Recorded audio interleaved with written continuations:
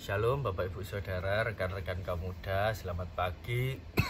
Puji nama Tuhan, pada pagi hari ini kita bisa bersama-sama mengikuti program Gemar, Gerakan Baca Alkitab Rutin GSCA Peniel Surabaya bersama GSCA Anugerah Kemendung. Selamat pagi kepada Bapak Ibu Saudara semua sekalian sedang mendengarkan Gemar ini secara audio maupun secara visual yang ditayangkan melalui channel YouTube GSCA Peniel Surabaya Indonesia. Puji nama Tuhan. Sebelumnya izinkan saya untuk boleh sharing tentang renungan yang saya baca, yang telah saya renungkan firman Tuhan pada pagi hari ini dan memberkati saya, sehingga saya ingin berbagi dan kiranya dapat memberkati Bapak Ibu Saudara, rekan-rekan kaum muda yang sedang menyaksikan.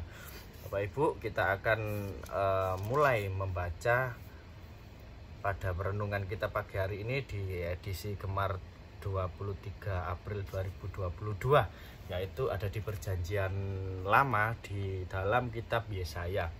Kita akan fokus di dalam kitab Yesaya di pasal yang ke-32. Mari kita baca bersama-sama.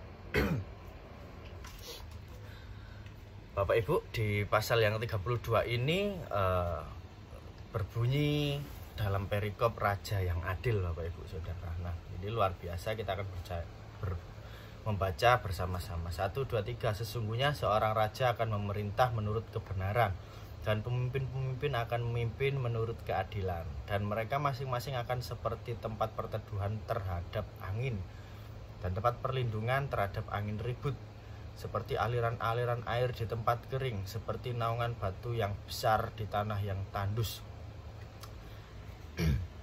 Mata orang-orang yang melihat tidak lagi tertutup, dan telinga orang-orang yang mendengar akan perhatikan. Hati orang-orang yang terburu nafsu akan tahu menimbang-nimbang, dan lidah orang-orang yang gagap akan dapat berbicara dengan jelas.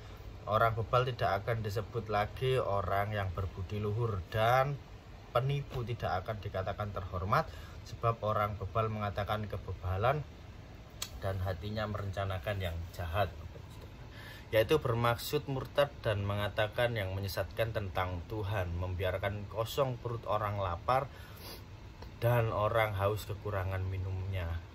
Kalau penipu akal-akalnya adalah jahat, ia merancang perbuatan-perbuatan keji untuk mencelakakan orang sengsara dengan perkataan dusta. Sekalipun orang miskin itu membela haknya, tetapi orang yang berbudi luhur merancang hal-hal yang luhur, dan ia selalu bertindak demikian atau bertindak yang luhur juga.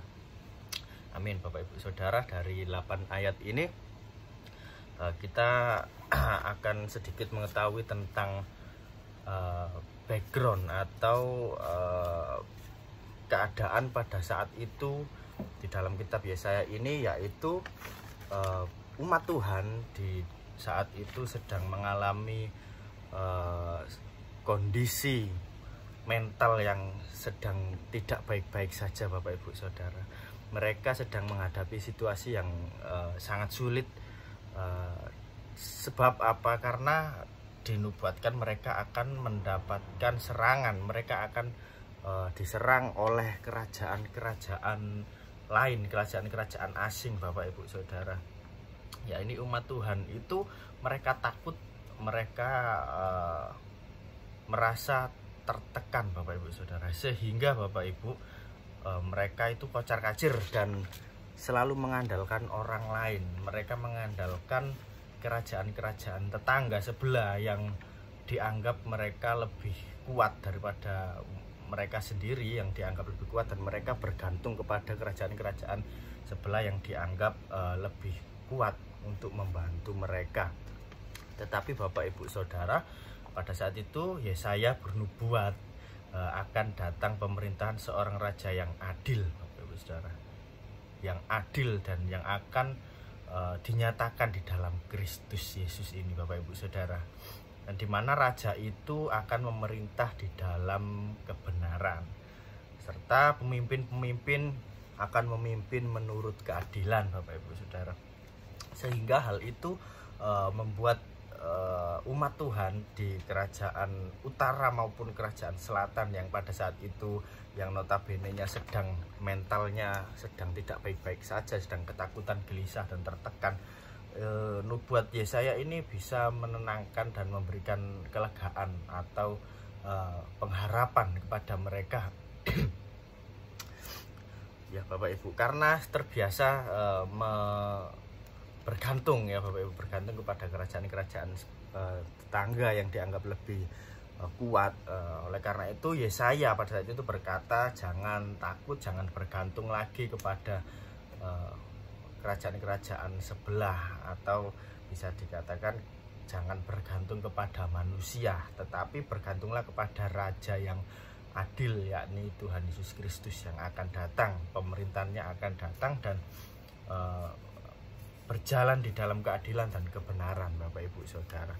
Nah, kenapa Bapak Ibu demikian? Kenapa kita harus bergantung kepada Tuhan, pada Raja yang adil itu? Karena kan di Yesaya ini tadi dikatakan bahwa ia akan seperti tempat perteduhan terhadap angin Bapak Ibu, dan tempat perlindungan terhadap angin ribut. Nah, kita tahu bahwa angin ribut saja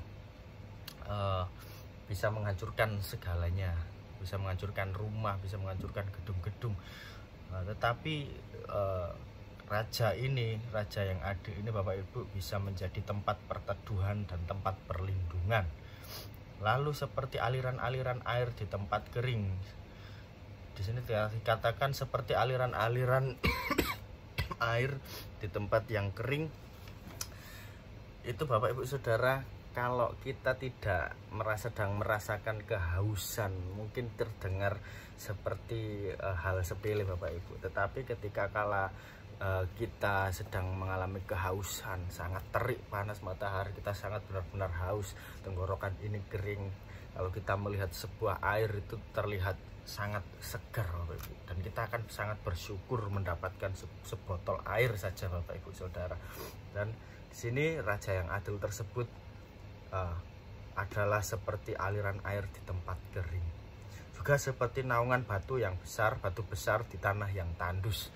Pada kala itu Bapak Ibu, di sana adalah sebagian besar di Timur Tengah itu kebanyakan adalah padang pasir Bapak Ibu yang tandus, sehingga Bapak Ibu ketika panas matahari menerjang, panas menerpa, tidak ada pohon, tidak ada tempat bernaung, maka batu besarlah yang digunakan untuk bernaung Bapak Ibu. Ketika karena ada matahari dan ada batu, maka di balik dari batu itu akan menghalangi matahari, sinar matahari yang panas, sehingga umat Tuhan boleh untuk berteduh di balik bayang-bayang batu besar itu Bapak Ibu Saudara. Dan Raja yang adil serta pemerintahannya itu kita bisa mengandalkan dan kita bisa berteduh Dia dalam kerajaannya yang adil itu Bapak Ibu Saudara. Begitu luar biasa. Oleh karena itu Bapak Ibu, tidak perlu lagi lah kita selalu mengandalkan orang lain karena kecemasan-kecemasan kita terhadap permasalahan kita.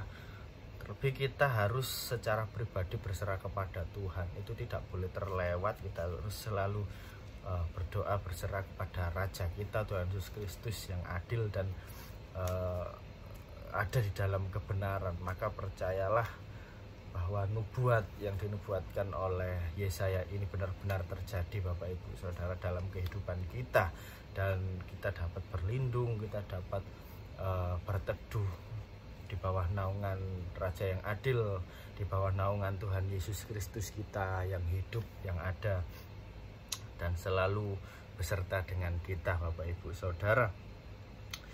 Di dalam keadilan itu Bapak Ibu, keadilan yang diajarkan oleh Tuhan, maka dikatakan bahwa orang bebal tidak akan disebutkan lagi orang berbudi luhur.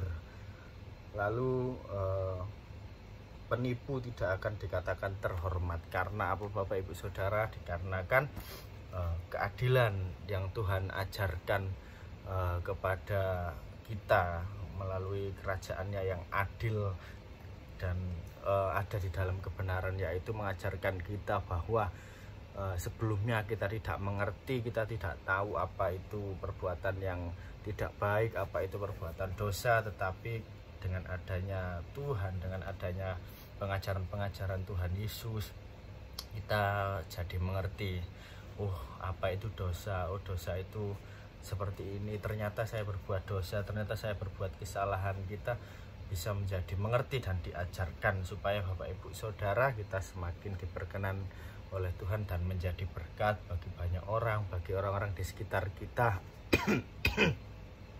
Dan kita akan hidup di dalam keadilan dan di dalam kebenaran. Bapak Ibu Saudara, puji nama Tuhan. Itu adalah sedikit renungan yang saya dapatkan ketika saya membaca firman Tuhan, merenungkan firman Tuhan di edisi Gemar 23 April ini. Kiranya Bapak Ibu Saudara dapat menguatkan Bapak Ibu Saudara, memberkati Bapak Ibu Saudara, dan bisa semakin percaya diri menghadapi segala tantangan situasi, dan berserah hanya kepada Tuhan Yesus saja Bapak Ibu Saudara. Puji nama Tuhan, terima kasih. Mari kita sebelum melanjutkan kegiatan aktivitas kita akan berdoa di pagi hari ini. Kita satukan hati. Terima kasih Tuhan, kami mengucap syukur di pagi hari ini. Tuhan masih membiarkan kami Bapa untuk bisa menikmati indahnya hari ini Tuhan, indahnya berkat-Mu dalam kehidupan kami Bapa. Tuhan, kami mengucap syukur jika kami dapat mengandalkan Engkau dalam segala kegiatan kami, dalam segala permasalahan kami Bapa. Kami akan selalu berserah kepada Engkau Tuhan Yesus. Dan tolong Tuhan selalu tetap ajarkan kami tentang kebenaran dan keadilan Tuhan Yesus, hanya supaya hidup kami Bapa menjadi hidup yang lurus, menjadi hidup yang baik, dan dapat memberkati orang-orang di sekitar kami Tuhan Yesus. Tidak menjadi seorang penjahat, tidak menjadi seorang bebal, namun kami menjadi orang yang luhur Bapa, orang yang baik, orang yang dapat memberkati sekitar dan menjadi terang Tuhan Yesus. Terima kasih Tuhan, terima kasih. Sebentar kami akan melanjutkan kegiatan kami. Tuhan tolong melindungi, menyertai, dan membuat segala yang kami kerjakan berhasil Bapa.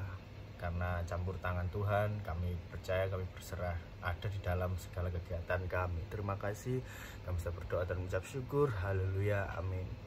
Puji nama Tuhan, sampai ketemu lagi di Gemar selanjutnya.